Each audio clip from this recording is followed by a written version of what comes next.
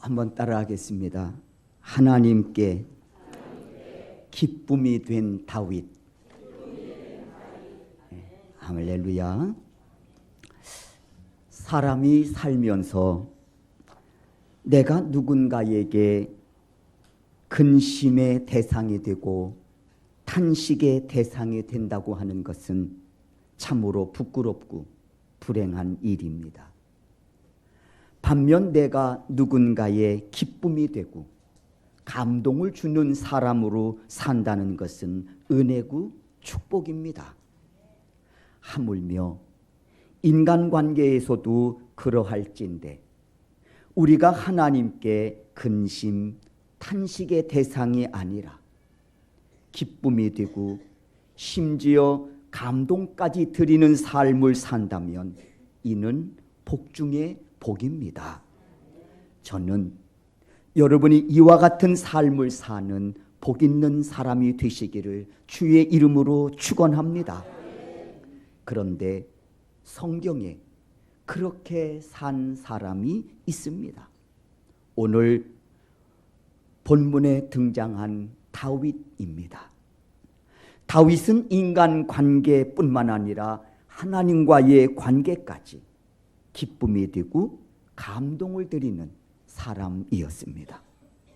이제 오늘 본문의 배경과 그리고 본문을 살펴보면서 그 이유를 찾아보겠습니다. 이에 여러분 모두가 깨달음과 더불어 깊은 은혜가 함께 하실 수 있기를 주의 이름으로 축원합니다. 다윗이 헤브론에서 유다 지파를 다스리는 왕으로 있을 때 이스라엘 장로들이 다윗을 찾아와서 청합니다. 다윗 왕이여, 당신이 지금은 헤브론에서 유다의 왕으로 있으나 우리가 원하니 이제 당신은 온 이스라엘 전역과 12지파를 다스리는 왕이 되어 우리를 다스리는 왕이 되어 주십시오 하고 다윗의 머리에 기름을 붓고 자신들의 왕으로 삼습니다. 이로 인하여 다윗은 하나님의 뜻하신 바대로 온 이스라엘을 다스리는 왕이 되었습니다. 그런데 다윗 어찌 된 일인지 오늘 본문을 보니 어찌할 바를 모를 만큼 하나님께 죄송스러운 마음을 갖고 하루하루를 보내고 있습니다. 이유인즉슨 하나님의 궤가 아직까지도 회장에 모시고 있었기 때문이었습니다. 2절입니다. 왕이 선지자 나단에게 이르되 볼지어다 나는 백향목 궁에 살거늘 하나님의 궤는 회장 가운데 있도다. 여기서 하나님의 궤라고 하는 것은 법궤라고도 하는데 법궤가 상징하는 것은 첫째, 하나님이 임재하시는 곳이라는 곳입니다. 그리고 또 하나, 법궤는 죄인을 죄에서 구원하실 예수 그리스도의 표상입니다. 그런 법궤가 성전이 아니라 이동식 텐트라고 할 수 있는 회장에 모셔두고 있으니 다윗 송구스럽고 죄송한 마음 금할 길이 없었던 겁니다. 그래서 2절에서 말하기를 나는 백향목 궁에 살거늘 하나님의 궤는 회장 가운데에 있도다 하고 하나님께 죄송하여 어찌할 바를 모르고 있는 겁니다. 그리고 그는 나단 선지자에게 자신의 뜻을 전합니다. 내가 하나님이 거하실 성전을 건축하기를 원합니다. 이에 나단 선지자는 답합니다. 3절이에요. 우리 다 같이 한번 3절을 읽겠습니다. 읽습니다. 3절 시작.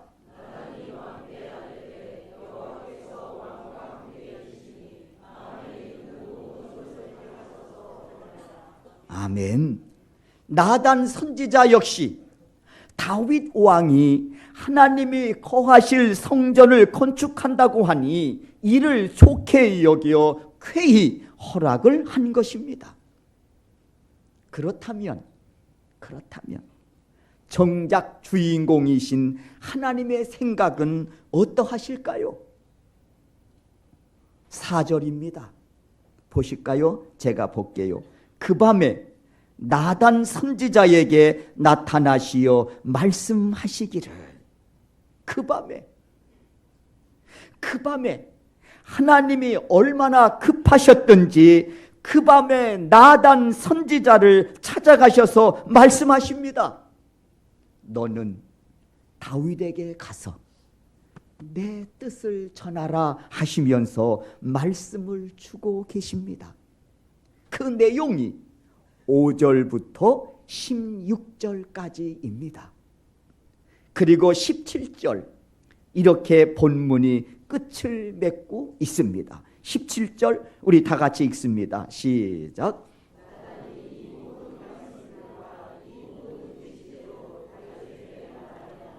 네, 이제 나단 선지자가 다윗에게 전하라고 주신 하나님의 말씀, 그 말씀을 이제 여러분과 함께 살펴보도록 하겠습니다. 결론적으로 말하면 다윗이 성전을 지켰다고 하였습니다마는 하나님은 이를 거절하셨다는 겁니다. 성전을 지켰다고 이 다윗이 하나님께 자신의 신앙의 고백을 아리웠습니다마는 하나님은 이를 거절하셨어요. 그러나 하나님은 다윗 왕이 성전 건축하기를 원했던 그 마음을 아시고는 이 일로 인하여 하나님은 너무 기뻐하셨고 감격하시면서 온갖 복이라 하는 복은 다윗에게 주시마 약속하시고 약속하셨다는 겁니다. 얼마나 좋으셨으면, 얼마나 기쁘셨으면 이리 하셨을까 할 정도로 하나님은 온갖 복이란 복은 다 모아서 다윗에게 주마 약속하고 계시다는 겁니다. 5절입니다. 한번 보십시오. 가서 내 종 다윗에게 말하기를 여호와께서 이와 같이 말씀하시되 네가 나를 위하여 내가 살 집을 건축하겠느냐. 이 말씀은 어떤 의미가 있는고 하니 네가 어떻게 그런 생각을 다 했느냐, 그런 거예요. 부모 입장에서 자식이 기특한 일을 했을 때 부모는 자식을 앞에 앉혀놓고 뭐라고 합니까? 야 이거야 네가 어떻게 그런 생각을 다 했냐 하고 기뻐하잖아요. 똑같은 거야 지금 하나님. 네가 어떻게 그런 생각을 다 했냐. 그리고 6절입니다. 보십시오. 내가 이스라엘 자손을 애굽에서 인도하여 내던 날부터 오늘까지 집에 살지 아니하고, 그러니까 성전에 하나님이 거하시지 못했다는 것입니다. 보십시오. 장막과 성막 안에서 다녔나니, 이 말은 이동식 텐트형 성전에서 살으셨다는 겁니다.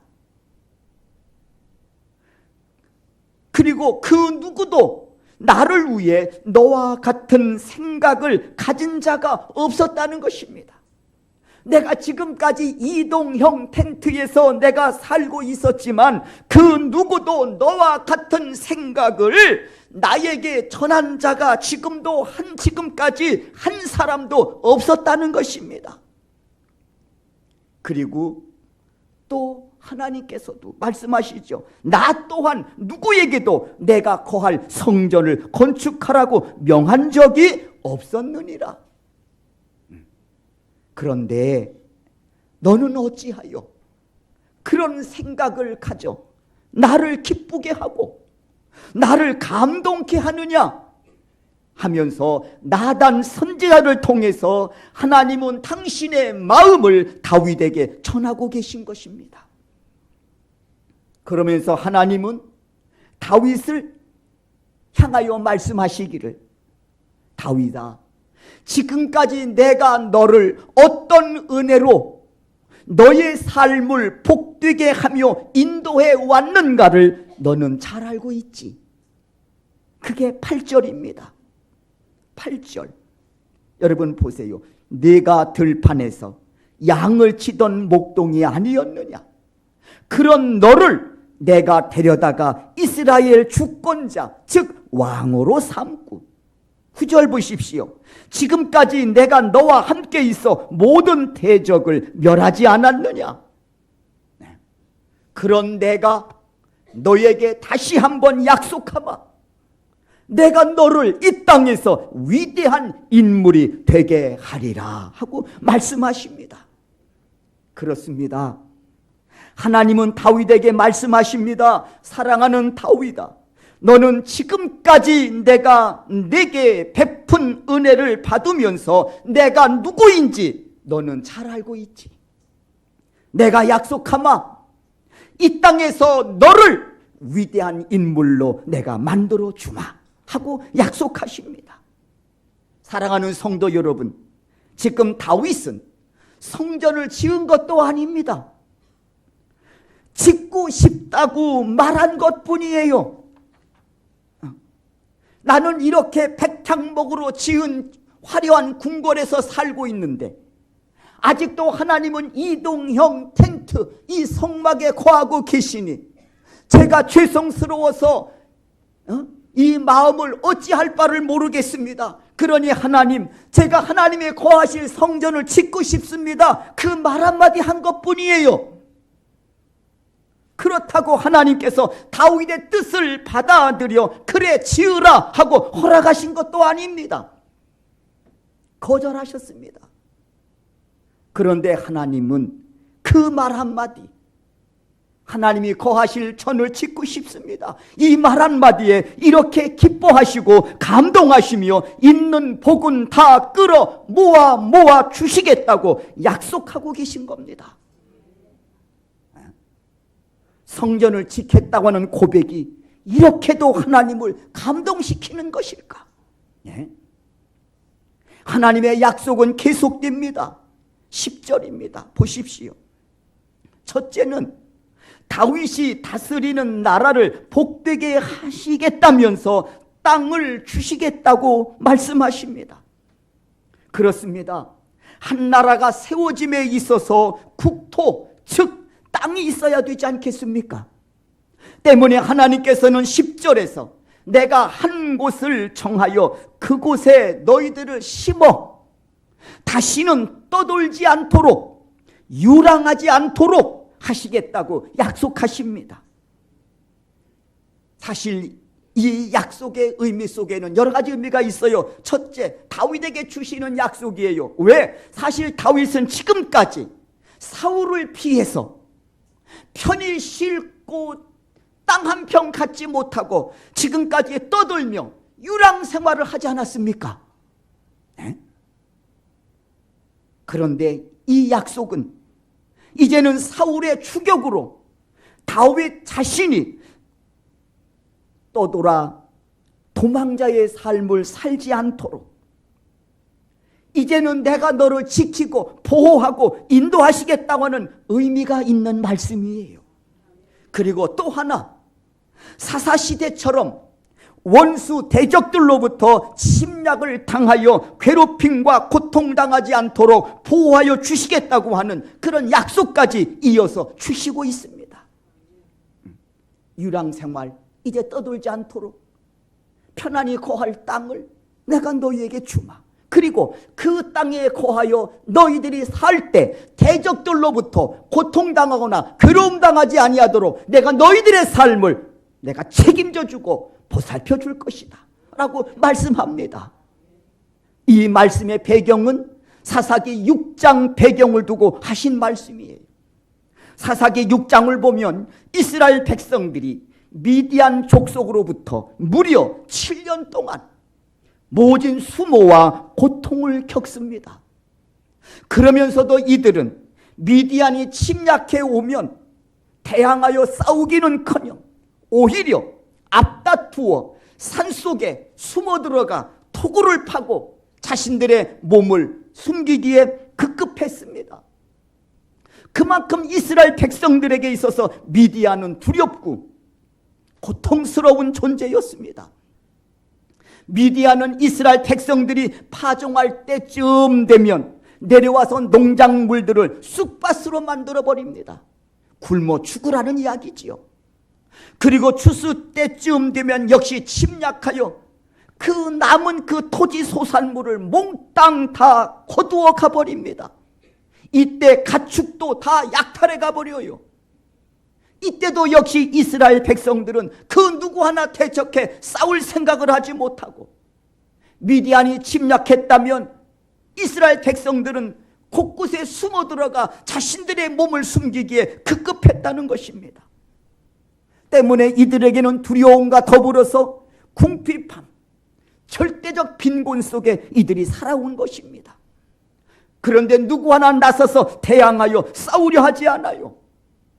그만큼 두려운 존재였다는 건데요. 그런데 하나님께서 약속하고 계신 거예요. 내가 다스리는 이 나라를 내가 지켜줌으로써 다시는 전과 같이 해를 당하지 않도록 모든 원수에게서 벗어나 편히 쉬게 해 주리라 하고 약속하고 계시다는 겁니다. 그런데 복은 여기서 끝나지 않습니다. 11절과 12절에서 이르기를, 여호와가 너를 위하여 집을 짓고 네 몸에서 난 후손으로 왕위를 삼아 나라를 견고하게 하리라 하고 약속합니다. 11절을 보십시오.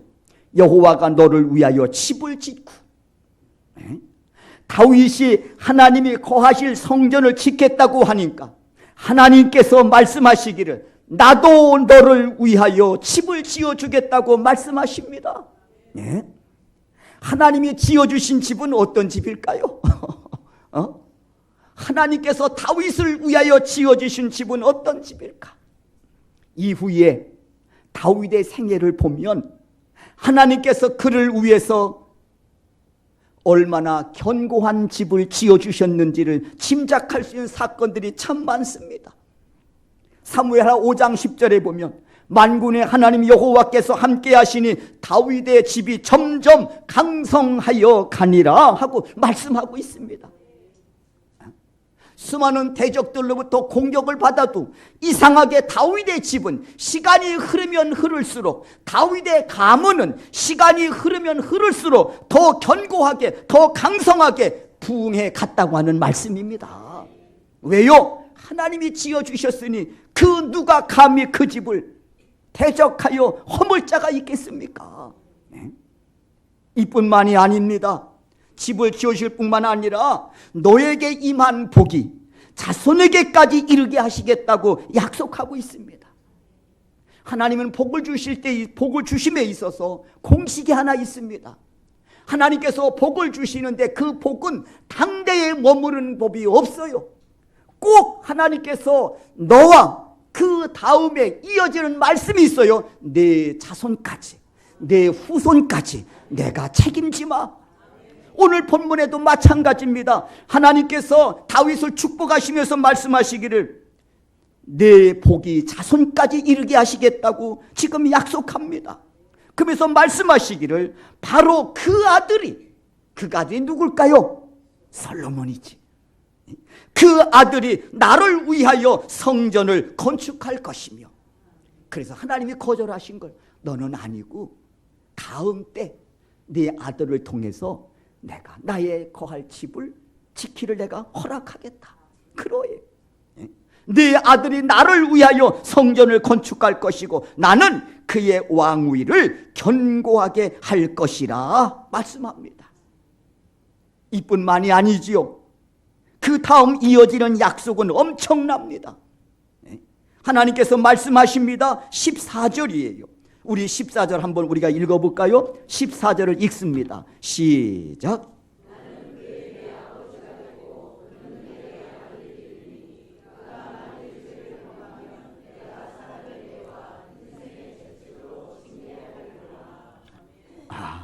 14절. 나는 그의 아버지가 될 것이고 그는 나의 아들이 될 것이다. 하나님께서 다윗에게 복을 주시면서 말씀하시기를 부자지간이 되어 주시겠다는 겁니다. 부자지간. 복음이고 기쁜 소식이지요.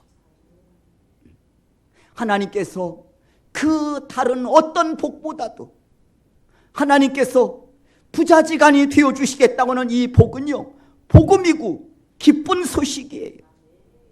여러분, 끼니조차 해결할 수 없던 거린이 부잣집 종으로 들어가서 일자리도 생기고 끼니도 해결하면 복이지요.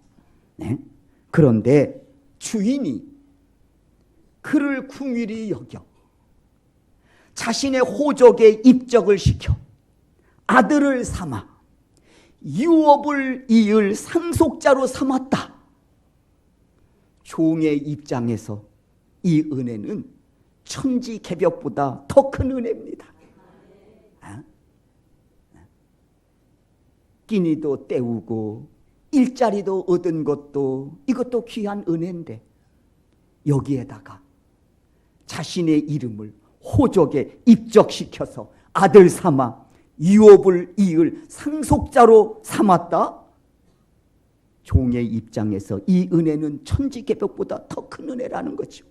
그런데 하나님은 그 은혜를 다윗에게 약속하고 계신 겁니다. 14절. 나는 그의 아버지가 될 것이고 그는 나의 아들이 될 것이다.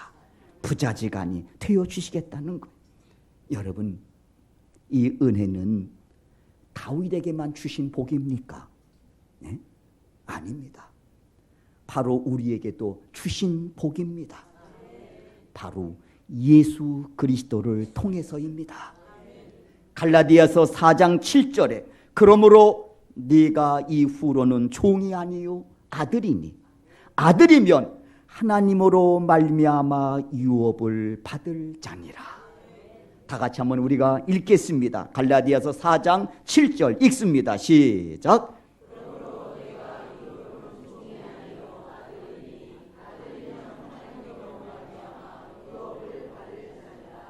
아멘. 그렇습니다. 아들이면 상속자입니다. 우리가 예수 그리스도를 믿어 죄 사함 받고 하나님 나라를 유업으로 받을 하나님의 자녀로 오늘 우리가 살아가고 있는 이 엄청난 복을 누리고 있는 것입니다. 이보다 더 큰 은혜가 어디 있겠습니까, 여러분? 그러시면서 하나님 말씀하시기를 14절 하반절을 보십시오. 부자지간을 이제 맺었습니다. 언약을 세웠습니다. 그리고 이어주시는 말씀이 있습니다. 그가 만일 죄를 범하면 내가 사람의 매와 인생의 채찍으로 징계는 하겠지만 자식이 잘못하면 그냥 보아주는 부모는 없잖아요. 그런데 종이 잘못하면 어떻게 할까요? 내쫓지 뭐. 나가. 근데 아들은 잘못하면 말은 이놈의 새끼, 동네 창피하게 이놈의 새끼 그런 짓 하고 나가. 그러면 애가 나가면 또 어머니 붙잡고 동네 창피하게 어디 나가냐고 들어와서 이놈의 자식 들어앉아 꿇어 엎드리고 앉아 있어 이놈아 하고 다시 붙잡습니다. 채찍을 때려서라도 바로 잡는 게 자식이요. 제가 말씀드렸죠. 제 어머니가 저를 교육시킬 때 마지막 카드는 항상 이것이었습니다. 한 번 두들겨 패고 두 번 두들겨 패고 세 번 두들겨 패도 말을 안 들으면 마지막 카드는 한 번 더 잘못하면 너하고 나하고는 끝이다. 네 마음대로 해. 그 대신 너를 엄마는 자식으로 여기지 않겠다. 이것이 제일 두려웠습니다. 그것만큼 사실 두려운 게 어디 한 대 맞고 알을 되어 있는 게 낫지. 그렇잖아요. 오늘 본문에 아들 삼으셨잖아. 부자지간 됐어요.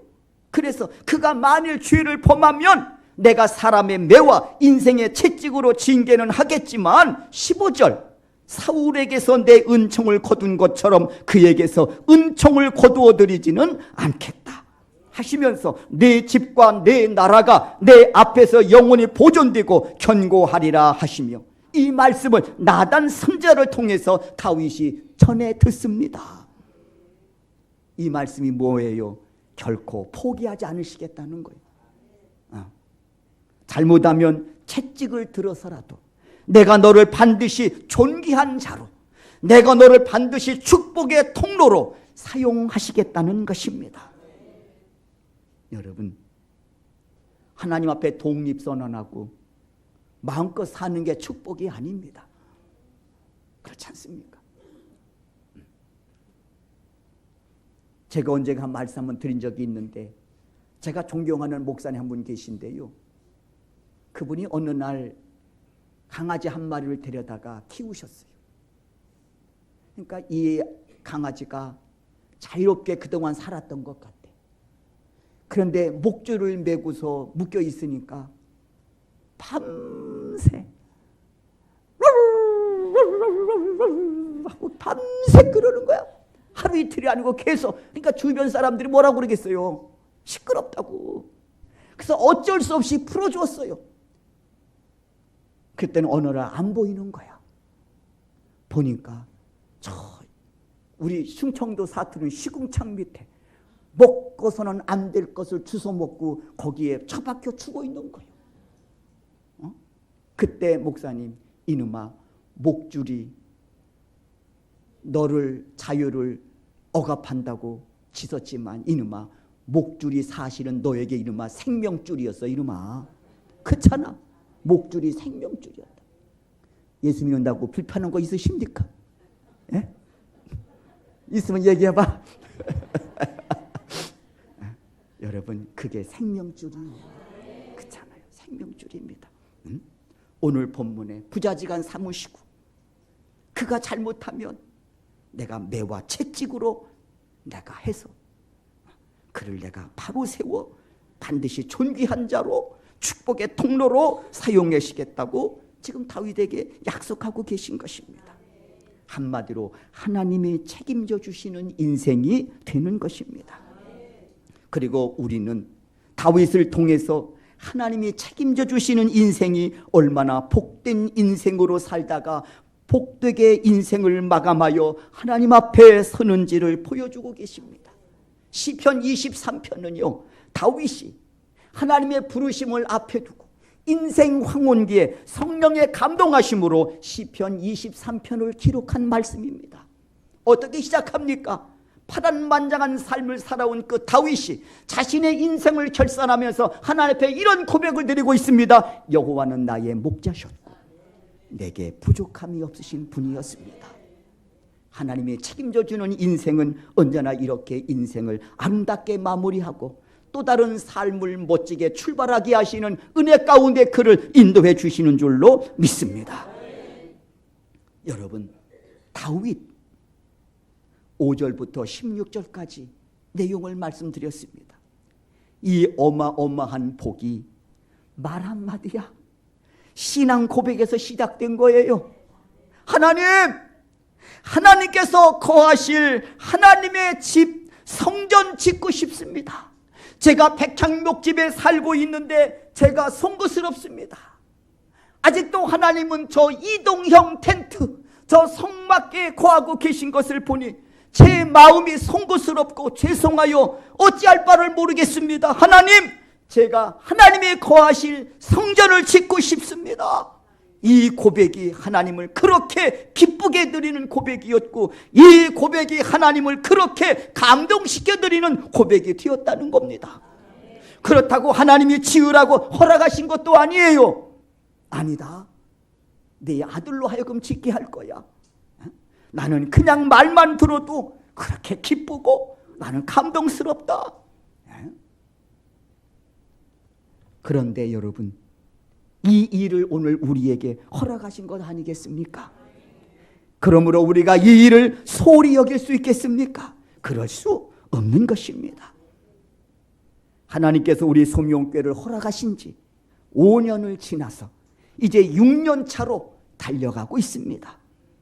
그리고 그 거룩한 대열에 부르시어 우리를 세워주시고 영광 받으시기를 원하십니다.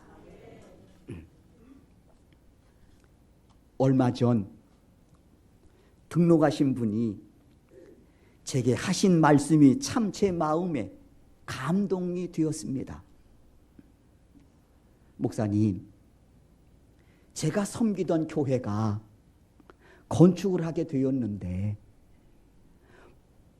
본인의 사정으로 부득불 이곳으로 이사를 오시게 되었다는 겁니다.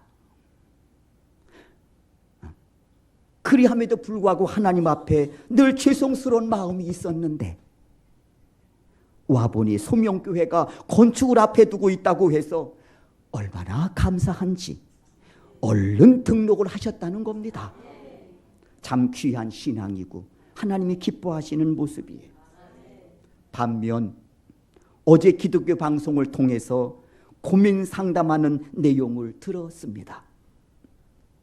본인이 다니는 교회가 재개발로 인해 건축을 앞에 두고 있는데 마음이 무겁고 또 건축 과정에 시험이 들지 않을까 걱정이라는 겁니다. 그래서 기도 부탁드린다는 사연이었습니다. 전 이분도 참 귀한 분이라고 생각했습니다. 마음은 무겁지만 이로 인하여 시험 들지 않도록 하나님께 엎드린다고 하는 것이 여러분 귀한 모습이 아니겠습니까? 우리 소명교회 하나님의 크신 은총 속에 여기까지 달려왔습니다. 남은 모든 일정도 하나님이 함께 해주실 줄로 믿습니다. 그리고 이 거룩하고 또 축복의 대열에 우리를 세워주셨으니 주 안에서 한 마음, 한 뜻, 한 생각, 한 비전을 가지고 최후 승리를 얻는 그 순간까지 우리 모두가 달려갈 수 있기를 주의 이름으로 축원합니다. 지난 주간에 장례식장을 다녀왔습니다. 가서 저희 교회 나오시는 분은 아니지만 연관이 되어서 문상만 하고 오려고 그랬는데 목사님 오셨으니 예배 좀 드려주 좋겠다. 그리고 예배를 드리고 왔습니다. 돌아가신 고인을 보니까 이분이 개척교회를 지극정성 섬기시던 분이었더라고요. 그리고 힘들어 목회하시는 그 목사님의 큰 도움이 동역자로 일하셨던 분이더라고요. 그리고 하나님의 부르심을 받고 하나님 앞에 가셨더라고요. 참 하나님께 귀한 하나님 앞에 귀한 일을 하고 하나님이 기뻐하시는 일을 하고 부르심을 받았구나 하는 그런 마음에 또 흐뭇함과 감사함이 있었습니다. 다윗 사랑하는 솔로몬을 앉혀놓고 이렇게 말합니다. 사랑하는 아들아, 나도 세상 모든 사람들이 가는 길로 가게 되었단다. 그 길이 뭐요? 죽음의 길이지. 나도 모든 세상 사람들이 가는 길로 가게 되었다. 내가 너에게 남길 말은 아들아, 힘써 대장부가 되라. 아버지, 군사력 키울까요? 아니, 그런 대장부가 아니라 주신 믿음으로 하나님의 말씀을 순종하고 하나님 말씀을 지키며 살아가는 데 있어서 대장부가 되라. 그러면 하나님이 너의 삶을 책임져 주실 것이고 하나님이 너의 삶을 형통케 할 것이다. 나는 평생 하나님과의 관계성 속에서 내가 이것을 깨달았노라. 책상에 앉아서 주어진 이론이 아니라 파란만장한 삶의 현장 속에서 그가 체득한 바를 사랑하는 아들에게 마지막 전하고 있는 말씀입니다. 여러분, 우리 역시 세상 모든 사람들이 가는 그 길로 우리도 가겠지요. 그리고 우리의 삶을 결산할 날이 있을 것입니다. 바라건대 우리 모두가 주 앞에 잘했다 칭찬받는 착하고 충성스러운 종의 모습으로 주 앞에 설 수 있기를, 오늘 주어진 우리의 삶의 현장 속에서 하나님의 거룩하신 뜻을 세워가는 여러분 되시기를 주의 이름으로 축원합니다. 우리 찬송한